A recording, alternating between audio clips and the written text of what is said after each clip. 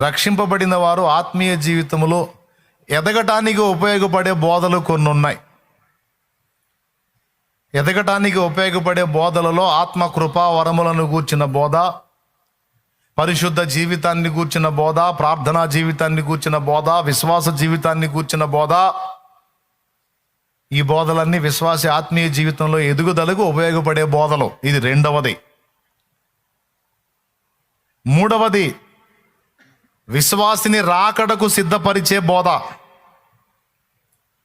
రాకడకు సిద్ధపాటు అంటే యేసు ప్రభు నేడో రేపో వస్తాడు, మనం సిద్ధంగా ఉండాలి. యేసు ప్రభు రాకడ కొరకు మంచిదే.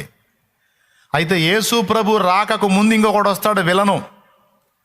మన హీరో రాకముందు ఫస్ట్ విలన్ ఎంట్రీ ఇస్తాడు. Villain entry. ఆ విలన్ మన మీద అటాక్ చేసే అవకాశం ఉంది. దేవుడి దయవల్ల ఇప్పుడు అమెరికాలో ట్రంప్ వచ్చాడు. ఇక అందరికీ ట్రంపెట్ మోగిద్ది. దేవునికి స్తోత్రం, హల్లెలూయా. అర్థమైందా? మిస్టర్ పెడేష్ అన్నమాట అతను, ట్రంప్. మిస్టర్ పెడేష్. ఈ 5 ఏళ్లలో ఏమేమి కార్యాలు జరగబోతున్నాయో తెలియదు మనకి, కానీ జరగబోతున్నాయి కొన్ని. జో బైడెన్ లాంటోడు కాదు ట్రంప్. మున్ముందు మీకు అర్థమైద్ది. ట్రంప్ ఎంటర్ అయ్యాడంటే ఇజ్రాయెల్లో ఇంకా మార్పులు జరగబోతున్నాయని అర్థం. ఇజ్రాయెల్లో జరిగే మార్పులు రాకడకు దేవుడు చెప్పిన సూచనలు లింక్ ఉంది. అది చాలాసార్లు చెప్పాను మీకు నేను. మళ్ళీ దాని జోలికి పోతే మళ్ళీ అది ఇంత పెద్ద ప్రసంగం అయింది. దేవునికి స్తోత్రం. అయితే ఒకటి మాత్రం నిజం, ఇంకా కొద్ది సంవత్సరాల్లోకే వచ్చింది క్లైమాక్స్. కొద్ది సంవత్సరాల్లోకే వచ్చింది, అదైతే పక్కా. గుర్తుపెట్టుకోండి. నేను చెప్పినట్టుగా నా దేవుని చిత్తమై ఈ 5 ఏళ్లలో కొన్ని మార్పులు దేవుడు చూపిస్తాడని నమ్ముతున్నా. ఇజ్రాయెల్లో జరిగేటువంటి కార్యాలు, అక్కడ జరిగే మార్పులకి, యేసుక్రీస్తు రాకడికి, యేసు రాకడ కంటే ముందు అంత్య అబద్ధ క్రీస్తు రాకడికి చాలా సూచనలు ఉన్నాయి అక్కడ. అర్థమైందా? మొన్న ఈ మధ్య ఒక 3 రోజుల క్రితం, ఓన్లీ 3 days బ్యాక్, ఒక న్యూస్ హల్చల్ చేసింది మన తెలుగు మీడియాలో. భారత్లో పూర్తిగా నగదు రహిత పాలన తీసుకురావాలని ప్రభుత్వం ఆలోచన చేస్తున్నట్టు, కేంద్ర ప్రభుత్వం ఆలోచన చేస్తున్నట్టు న్యూస్ వైరల్ అయింది. అంతకుముందు 1000 రూపాయల నోటు, 500 నోటు రద్దు చేశారు. తర్వాత మళ్ళా 2000 నోటు, 500 నోటు అమల్లో తెచ్చారు. ఇప్పుడు 2000 నోటు ఉందా? పెద్దగా చెప్పాలి. మరి ఏమున్నాయి? Only 500 note, 100 note, 50 note, 20 note, 10 note. ఓకేనా? మునుముందు రోజుల్లో త్వరలోనే వీటితో కూడా నిమిత్తం లేకుండా పూర్తిగా కరెన్సీ నగదు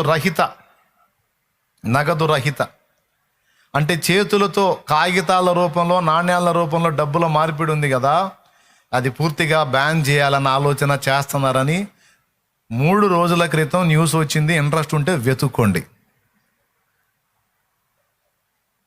దేవునికి స్తోత్రం. అర్థమైందా? దానికి ఇప్పటి నుంచి ప్రణాళిక మొదలు పెడితే ఎప్పటికో అయ్యిద్ది కాదు. ఇప్పటికి చాలా భాగం ఆల్రెడీ అదే జరుగుతుంది. ఇప్పుడు డబ్బులు ఎవరు ఎక్కువగా చేతుల్లో పెట్టుకోవట్లేదు. అంతా ఫోన్పే, గూగుల్ పే, ఆపే, ఈపే అని పేలు వచ్చినాయి. ఎక్కువ శాతం అంతా మనీ అంతా ఆన్లైన్ ట్రాన్సాక్షన్సే జరుగుతున్నాయి. స్తోత్రం చెప్పండి.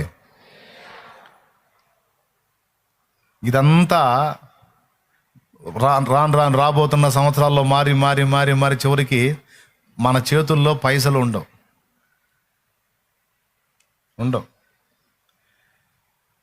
ఇలా ఎందుకు డబ్బులు చేతుల్లో డబ్బులు లేకుండా చేయాలని ప్రభుత్వం ఆలోచిస్తుంది అంటే, ఈ నోట్లు రన్నింగ్లో ఉన్నంత వరకు బ్లాక్ మనీ అనేది ఉంటుంది. ఏమైనా అర్థమవుతుందని నేను చెప్పేది? అసలు ఈ నోట్లే రద్దు చేసి పడేసి అంతా ఆన్లైన్ ట్రాన్సాక్షన్ అనుకో, అందరి అకౌంట్లు బ్యాంకుల్లో ఉంటాయి. ఆ బ్యాంకుల నుంచి గవర్నమెంట్కి లింక్ ఉంటుంది కాబట్టి ఎవడు ఎన్ని లక్షలు దాచిపెట్టాడో, ఎవడి దగ్గర ఎన్ని ఉన్నాయో ఇక ముక్కు పిండి వసూలు చేసుకుంటుంది ట్యాక్స్. అదే మనీని బ్లాక్ చేసి బ్లాక్ మనీ కింద పెట్టుకుంటారు అనుకో, దానికి ట్యాక్స్ కట్టకుండా ఎగ్గొడతారు. అదే బయట కరెన్సీ రూపంలో, అంటే కాగితాల రూపంలో డబ్బు లేదనుకో, కరెన్సీ కాదు కాగితాల రూపంలో డబ్బు లేదనుకో, అంతా ఆన్లైన్ ట్రాన్సాక్షన్ అకౌంట్ రూపంలో ఉందనుకో. ఇప్పుడు నీ అకౌంట్లో ఒక 1 కోటి రూపాయలు ఉన్నాయనుకో, కోటికి ట్యాక్స్ ఎంత?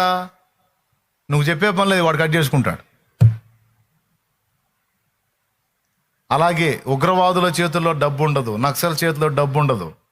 ఆన్లైన్ ట్రాన్సాక్షన్ పూర్తిగా నీ ఆధార్ కార్డు, పాన్ కార్డు మొత్తం లింక్ చేయాలి. నీ దానిలోకి ఎంత మనీ వస్తుందో, ఎంత పోతుందో, నువ్వు ఉగ్రవాదివో, నక్సల్వో, లేకపోతే ఇంకొకటివో ఈజీగా క్యాచ్ అవుతావు. అర్థమైందా? దొంగల్ని పట్టుకోవచ్చు, దేశద్రోహుల్ని పట్టుకోవచ్చు, ఇట్లాగా ఛాన్స్ ఉందన్నమాట. అలాగే ట్యాక్స్ ముక్కుబిండి వసూలు చేసుకోవచ్చు. ఇలాంటి ఆలోచనతో ప్రభుత్వాలు ఏమై మంతనాలు చేస్తున్నాయంటే ఈ 10 రూపాయలు, 20 రూపాయలు, 50 రూపాయలు, 100 రూపాయలు, 500 నోట్లు కూడా లేకుండా చేయాలని ప్లాన్ చేస్తున్నాయి. దేవుడి దయ వల్ల మేమేం చెప్పినామో అది చిన్నగా ఒకటి దేవుడి దయ వల్ల నెరవేరుతా వస్తున్నాయి, పక్కా నెరవేరుతాయి. ఇప్పుడు నన్ను ఎగతాళి చేసిన వాళ్ళు, ఇగిలించిన వాళ్ళు, సైకిల్ ఇచ్చిన వాళ్ళు మొత్తానికి పొళ్ళు రాలే దినాలు వస్తున్నాయి. వస్తాయి, ఏం పర్వాలా. నేను చూస్తాగా, దేవుడు నాకు ఆయుష్ ఇస్తే, నన్ను ఎగతాళి చేసిన వాళ్ళు కూడా ఆయుష్ ఇస్తే వాళ్ళ వారం కూడా నేను చూస్తా. అప్పుడేం బోధిస్తారో కూడా చూస్తా.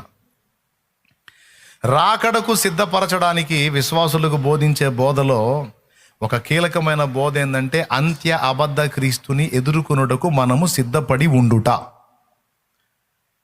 ఆ విషయాన్ని మన విశ్వాసులకు హెచ్చరిక చేయకపోతే సిద్ధపడరు. కాబట్టి 3 విధములైన బోధలు. మొదటిది మన రక్షణకు అవసరమైన బోధ, రెండవది మన ఆత్మీయ జీవితపు ఎదుగుదలకు సంబంధించిన బోధ, మూడవది రాకడకు మనల్ని సిద్ధపరిచే బోధ. ఈ 3 బోధలలో ఎక్కడ ఏది తేడా వచ్చినా మనం పోరాడొచ్చు. ముఖ్యంగా 2 బోధల కోసం మనం పోరాడాలి. మొదటిది మన రక్షణను దొంగిలించే దుర్బోధలను మనం ఎదిరించాలి. అలాగే మన రాకడకు సిద్ధపడకుండా మనల్ని చెడగొట్టే బోధలను మనం ఎదిరించాలి. రక్షణ పోగొట్టుకున్నా నరకానికి పోతాడు, రాకడకు సిద్ధపడకుండా ముద్రాయించుకున్నా నరకానికి పోతాడు. అందుకని ఈ 2 బోధల విషయంలో మనం రోషం కలిగి ఉండాలి. దీనికి వ్యతిరేకంగా బోధించేటువంటి బోధకులు ఎంతటి వారైనా సరే వారిని ప్రశ్నించాలి. ఇది దీన మనస్సులో భాగం. ఇప్పుడు మళ్ళీ దీన మనసు దగ్గరకు వచ్చాం. దేవునికి స్తోత్రం. మీకు నీరసం వచ్చినట్టుంది, పెద్దగా చెప్పండి. మరి చెప్పండి ఇంకోసారి. దీన మనస్సు, అందులో 3 విభాగాలు చెప్పాను నేను. దీన మనస్సులో నేర్చుకోవటం ఉంది, నేర్పటం ఉంది. దీన మనస్సులో విమర్శ స్వీకరించటం ఉంది, విమర్శించటం ఉంది. దీన మనస్సులో కొరడా దెబ్బలు తినటం ఉంది, అవసరమైతే కొరడా పేనటం కూడా. అయ్యొక 3. ఆ తరువాత ఎందుకు ఇంతసేపు మనం ప్రశ్నిస్తున్నాం, విమర్శిస్తున్నాం, పాయింట్అవుట్ చేస్తున్నాం కొన్ని బోధల్ని అంటే రక్షణ దొంగిలించే బోధలు, రాకడకు సిద్ధపడకుండా చేసే బోధల్ని తప్పకుండా ఎదిరించాలి. అది యేసు యొక్క మనస్సు లక్షణం. అలా ప్రశ్నించకుండా, విమర్శించకుండా ఎవరికి దేవుడిచ్చిన బోధ వాళ్ళు బోధించుకుంటూ ఉంటారు. అందరూ గొప్పవాళ్ళే, మనం ఎవరిని పాయింట్అవుట్ చేయకూడదు అంటే కుదరదు. యేసుప్రభు అలా అనుకున్నాడా? ఆ పరిసయ్యులు గొప్పోళ్ళు, వాళ్ళు మతనిష్ట కలిగిన వాళ్ళు, యూదులు గొప్పోళ్ళు, శాస్త్రులు గొప్పోళ్ళు, లేఖనాలు రచించేవాళ్ళు, సద్దూకాయలు గొప్పోళ్ళు, వాళ్ళది ఏదో వాళ్ళు చేసుకుంటాం, మనం ఎందుకు వాళ్ళ జోలికి పోవటం అని చెప్పాడు యేసయ్య. కదిలించుకున్నాడు. వాళ్ళు కనపడితే చాలు వాళ్ళని కదిలించాడంతే. దేవునికి స్తోత్రం. ప్రియులారా, బాగా ఆలోచించి ఈ విషయాలను మీ హృదయంలో భద్రం చేసుకోండి. దీన మనస్సు అనగానే తగ్గించుకోవటమే కాదు, అవసరమైతే ప్రశ్నిస్తుంది కూడా. అలాగే మనం ఏ బోధల విషయంలో మెలకువగా ఉండాలి? ముఖ్యంగా 3 బోధలు. 1 రక్షణ విషయంలో బోధ, 2 ఎదుగుదల విషయంలో బోధ, 3 రాకడకు సిద్ధపాటు విషయంలో బోధ. ఈ 3 బోధల విషయంలో మనం అలర్ట్గా ఉండాలి. ముఖ్యంగా పాస్టర్స్ కూడా ఉన్నారు కనుక వాళ్ళకు కూడా ఉపయోగపడిద్దని ఈ విషయాలు చెప్పాను. ఓకేనా? ఇప్పుడు దీన మనసు దగ్గరికి వస్తాను మళ్ళీ. దీన మనస్సు, అందులో 3 విభాగాలు. ఆ దీన మనసు అయిపోయింది. ఇప్పుడు దీన మనసు వలన కలిగేటువంటి ప్రయోజనాలు ఏంటి అనేది చూసుకుని ముగించుకోవచ్చు. ఇక మనం అయిపోయింది, ఇక అంశం సింపుల్ అయిపోయింది అన్నమాట. ఓకేనా?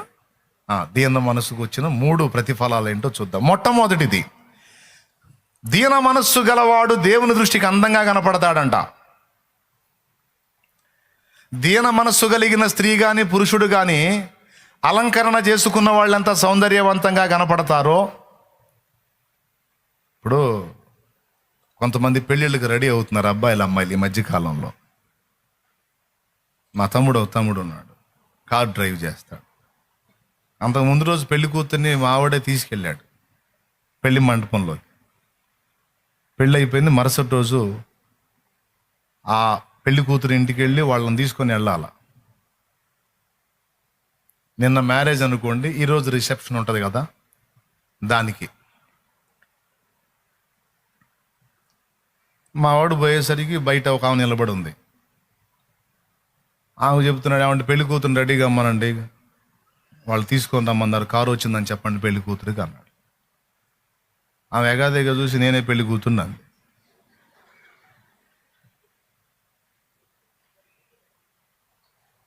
పాప మా వాడు కొంచెం అమాయకుడు. మీరా అని నోరు తెచ్చాడు. ఏంది అట్టు చూస్తున్నాను? కాదండి నేను అట్టున్నారు, ఈరోజు ఎట్టున్నారు, భలే వాళ్ళలాగున్నావు నువ్వు అని లోపల పోయి మళ్ళీ రెడీ అయ్యి వచ్చింది. అప్పుడు గుర్తుపెట్టాడా నువ్వే అంటే. నిన్నేమో వాడు ఎలా చూశాడు, మా తమ్ముడు అలంకరణతో చూశాడు, ఆకర్షణీయమైన పొజిషన్లో ఉన్నప్పుడు చూశాడు. ఇప్పుడు అదంతా తొలగిపోయి మామూలు నార్మల్ పొజిషన్ ఉన్నప్పుడు ఆ మనిషి ఎట్టుందో ఎవరో అనుకున్నాడు.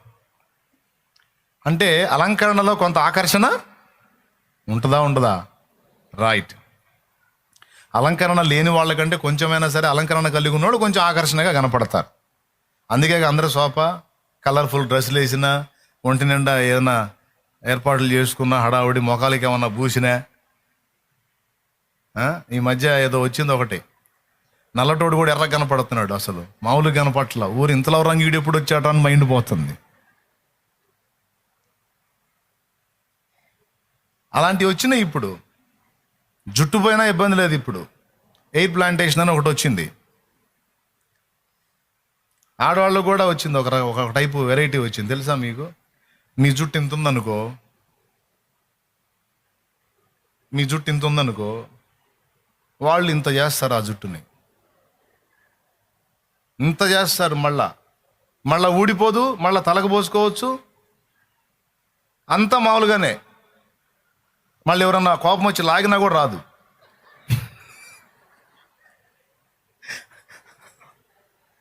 నా చిన్నతనాన సవరాలు ఉండే,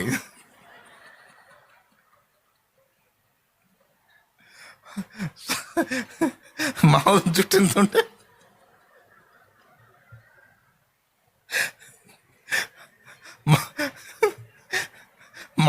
ఇంతుంటే ఈ సవరం వేసి జడేస్తే ఇంత పొడుగు కనప.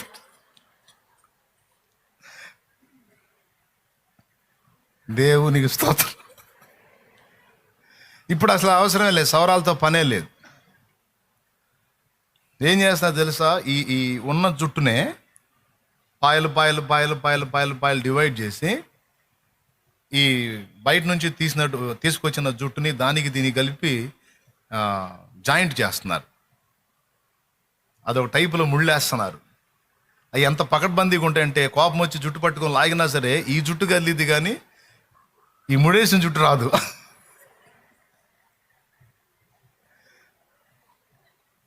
ఇక అన్నీ మామూలు తలంటు స్నానం చేయొచ్చు. అట్లా జెంట్స్ కూడా జుట్టు తగ్గిందనుకో, ఎయిర్ ప్లాంటేషన్ వచ్చింది. ఇప్పుడు హెయిర్ ప్లాంటేషన్ శుభ్రంగా, ఎయిర్ అంటే గాలిలే, హెయిర్ అంటే జుట్టు.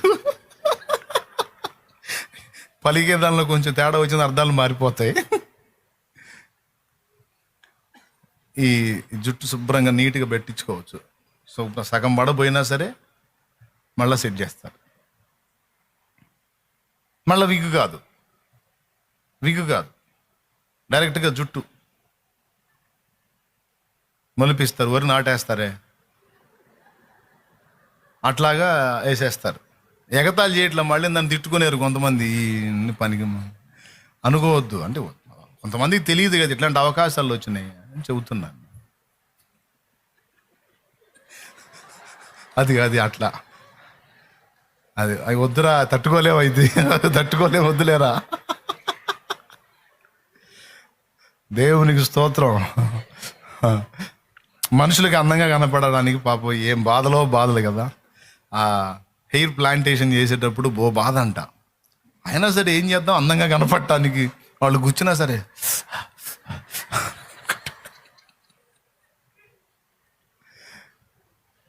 బాధ. మరి కత్త కూతు శుద్ధంగా కనపడాలని తప్పేం కాదు కదా, దాన్ని శుద్ధంగా ఉన్నంత వరకు శుద్ధంగా కనపడాలని కూడా తప్పేం కాదుగా. అయితే ఇక్కడ మనుషులకు అందంగా కనపడటానికి చాలా అలంకరణలు చేసుకుంటారు.